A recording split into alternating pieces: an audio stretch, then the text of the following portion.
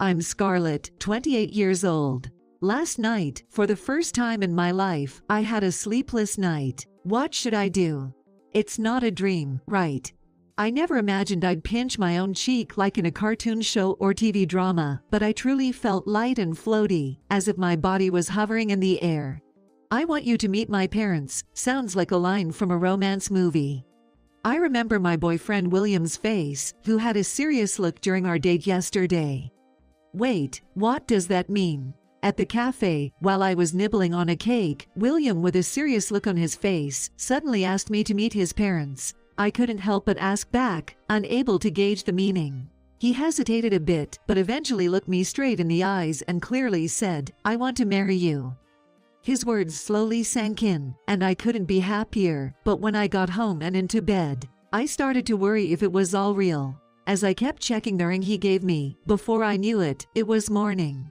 Thank goodness today's a holiday. I realized that if I had gone to work, I wouldn't have been able to concentrate, the feeling so unreal. I spent the whole day in a daze. No way, I can't be daydreaming forever. He's earnestly asked to be happy together, so I have to pull myself together too. The next day, I put on my best suit and headed to a financial institution's consultation counter. That was the weekend. Awaiting me was the culmination of this fulfilling week, meeting his parents. I'm so nervous. On the way to his house, I kept reminding myself to take deep breaths. William, who came to pick me up at the station, laughed. "How many times are you going to do that? Instead of that, here, take my hand." He gently held my hand, which was cold from nervousness. "Don't worry.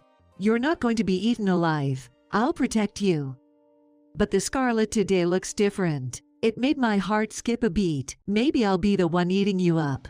Stop it, always joking. No, really, you're cute, not even joking. His words, not entirely false, finally eased my tension, and I felt braver with our hands still joined. With William being so kind, I'm sure his parents will be the same. Everything should be fine. At that time, I had a vague affection for the people who would become my future family. When we arrived at his house, we were greeted by his slender, elegant mother. She was a very elegant and beautiful lady. "Nice to meet you. I'm Scarlett," I said, while calming my once again racing heart. "Though, what a lovely young lady. Come on in."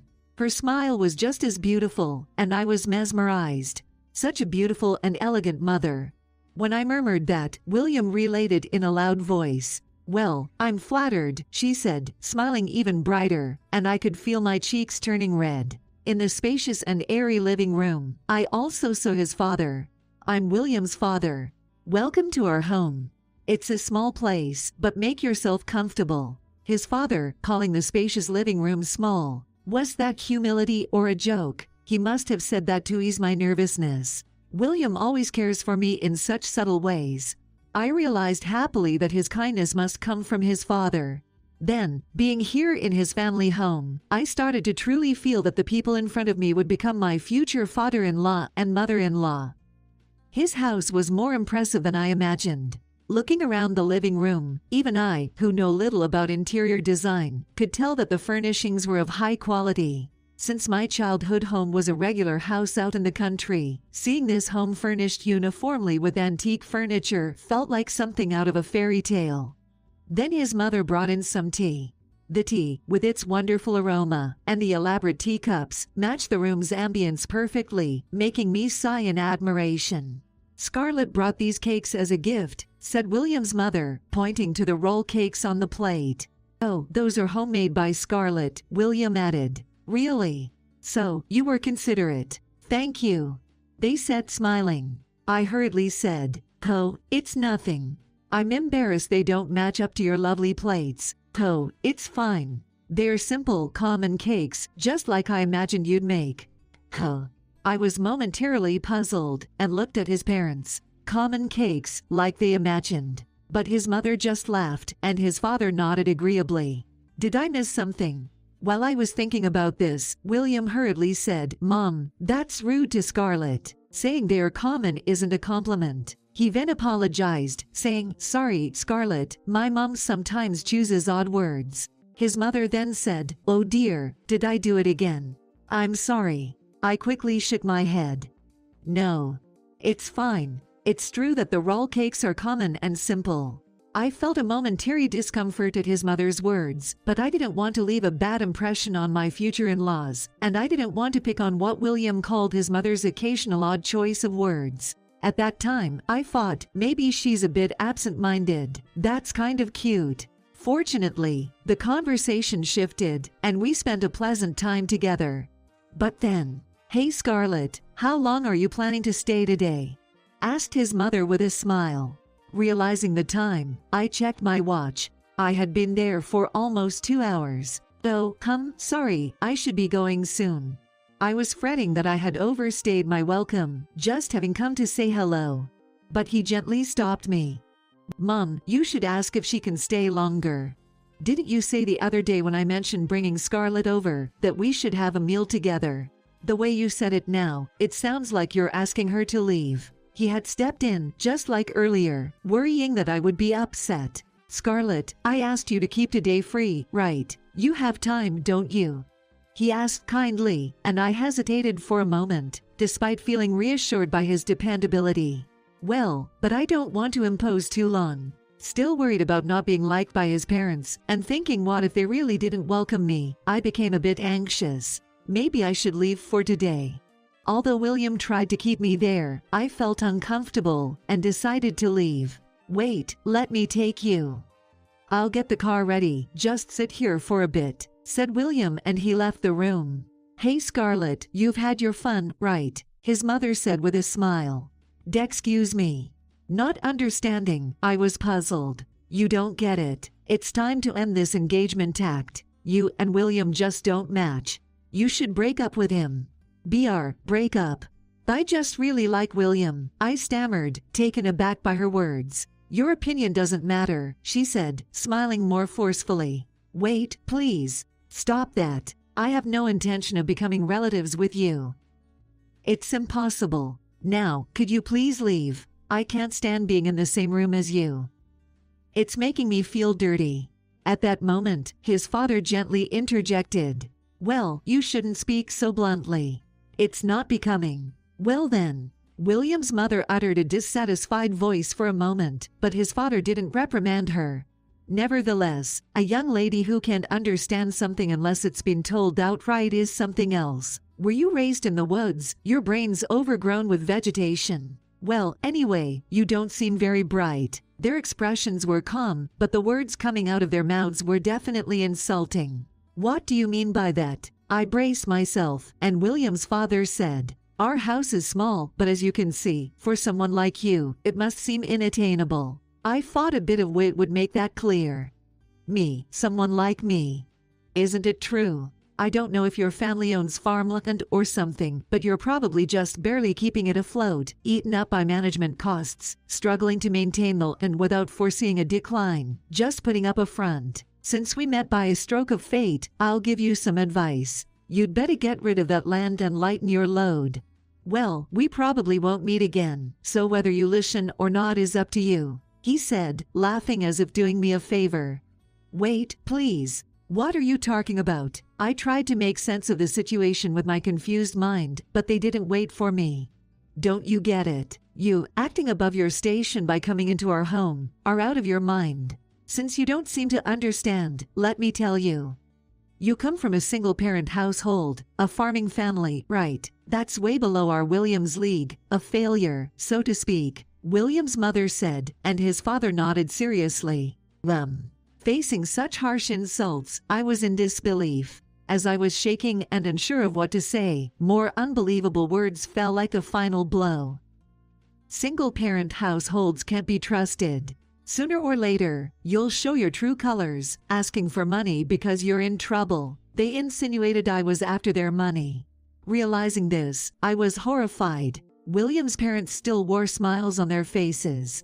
They were people who could spit out insults with a smile, a horrifying act. Moreover, raised by a single mother, sending your daughter to college might sound like a touching story, but I wonder if it's really the mother's effort. It makes one suspect she received assistance from various men, he suggested indecently. "Well, we don't know the specifics of other families. but we don't want someone shameless and promiscuous as part of our family. Our family has been bankers since my great-grandfather's time. We have a reputation to uphold. Overwhelmed, I couldn't hold back anymore. You don't even know her. You can't just defame my mother, who you've never met, based on your assumptions. So are you getting upset because it's true? Anyway, banking is all about trust. A poor farmer's daughter doesn't fit in our family. That's right. Just give up and go back to your farmland. You probably saw our family as a golden ticket, hoping for a marriage into a family with an income over $100,000 a year. But life isn't that easy. They mocked me, their tone gently yet cruelly wounding me. Indeed, I grew up in a single-parent household. My father passed away when I was young, and my mother raised me alone while managing our farm. But I've always been proud of my family, never ashamed. I had no reason to be criticized by people I had just met a few hours ago, who barely knew us. Yet, as if to mock me further, they threw the homemade cake I brought into the trash right before my eyes. Scarlett, what happened? Dad, Mom, what's all this about? William returned, shocked, and I realized then that I was crying. Just days ago, I was overflowing with tears of joy, imagining a faint dream with my future family. Now, I was crying tears of frustration and sadness. I'm sorry, William. I'll go home alone. I managed to say that and stood up, but William, even more surprised, said, Wait, Scarlett, sit down. Won't you tell me what happened? As he placed his hand on my shoulder, trying to comfort me. However, it was William's mother who raised her voice to stop him. Just let her be. She has finally understood her place, and maybe it's time to say it properly. William, if you're going to date someone, please choose a young lady who matches our family's status. Your mother is right. We can't have someone sly, a poor girl aiming for our wealth. There's even a marriage proposal with a young lady from one of our business partners. For your future, you should settle down with someone more suitable. What? William was shocked by his parents' words, which was the only solace for me. But I no longer wanted to be in such an atmosphere. As you heard, your parents are against our marriage. I like you, but after hearing the unbelievable insults towards my mother, I can't consider your parents as family. It was too painful to say goodbye to the person I loved, so I couldn't clearly say let's break up. But at that moment, I was overwhelmed by my dislike for his parents, who had completely disregarded my mother and me. Thank you for your hospitality. As you wish, I'll return to the countryside. I'll also cancel the $3 million loan that was being processed at your bank. I'll make sure to state the reason clearly, so I hope you'll understand.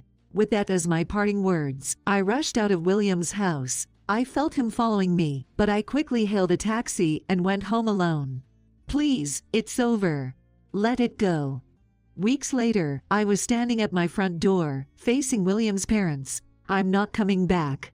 I'm no longer your son. You hurt the person who means everything to me and only push your values on me. I want to be happy with Scarlett. William said this with anger next to me. No, don't be so cold. Family ties can't be broken. Let's keep our relationship going, right, Scarlett? Sorry, I'm really sorry. Think it over again. They pleaded, changing their attitude completely. But neither William or I were willing to change our minds. Enough. Please leave. After William and I left his parents' house, he came over to my place later and apologized on his knees right here at the doorstep. His face pale, he repeatedly said sorry. He said he had no right to ask for marriage now, but he would leave his home and start from scratch. Once he could stand on his own, he would like me to reconsider. His determination was clear from the small suitcase beside him. Leaving behind his car, assets, and anything else that might have involved his parents' help, he had left his home. I told him, "Thank you, I want to be with you." But that was only because it was him. My disdain for his parents only grew. Please go back. As I said that day, I never want to see you again. I was frankly fed up. Don't say that, let's start again. Don't be mean, please. Their attitude had changed drastically since the week after our visit. I had withdrawn the loan proposal from William's father's bank and moved all my savings to another bank. Unbeknownst to many, my family, although with a common surname, is a well-known large owner in the area. We also run an agricultural corporation. We produce enough to get by without buying vegetables from the store all year round. The recent move to include dairy farming meant we had sought a $3 million loan from the bank, which I cancelled, along with changing our main bank. That's what had panicked them. Of course, I made sure to inform the bank about the reason for this sudden switch, mentioning William's father. That's why his parents began visiting daily, practically begging, "Please, we're really in trouble." I was utterly weary of William's mother, who was practically wringing her hands together. "Didn't you say that day, single-parent families can't be trusted, they might ask for money? Isn't that family of no use to you?" I rejected them coldly, and they seemed offended. "Isn't that going too far?" William's father confronted me. "But the bank is all about trust, right?" "I also think so. And I can't trust you too, not one bit, after you insulted my mother and looked down on our profession." "You what?" "That's..." They were shocked and paled, but I was unyielding. "It's a nuisance to have you interrupting my work. If you keep coming without an appointment and staying, I'll have to report it to the police." They fell to their knees, almost crying. "What can we do to make you forgive us? We'll lose everything. We don't want to be poor." They hung their heads, but in the end, it was just trying to protect themselves, caring only about themselves. "I'm sorry, but trust once lost doesn't come back overnight, and I'm not concerned with your disdain for poverty. Those roll cakes I made, I was involved in every step from sourcing the ingredients to the final sale. They may seem common to you, but they weren't made to be dried out and thrown away without even having a taste. My heart isn't big enough to want to continue relations with someone who can discard something I've put so much effort into right in front of me." Gah. Their shoulders slumped in defeat as they stood before me, and I was aware I was being harsh, but William firmly supported my shoulder. "I'm truly disappointed to know my own parents are such people. When I first ate that roll cake, I wondered who could make such a comforting treat. It was the cake that led to my relationship with Scarlett. To think you treated it like that. If you still care about my happiness, please, stay out of our lives. William, please leave." Rejected even by their son, his parents sadly left. Later, I heard that William's father was dismissed from his job. In a business where trust is paramount, bad reputation spread fast, and he struggled to find new employment. He's now selling his car and household items to get by. His mother, unable to bear such a life, left him too. As for me, with the new loan I secured, I'm close to achieving my dream of sourcing all the ingredients for my proud roll cakes from my own company's livestock production.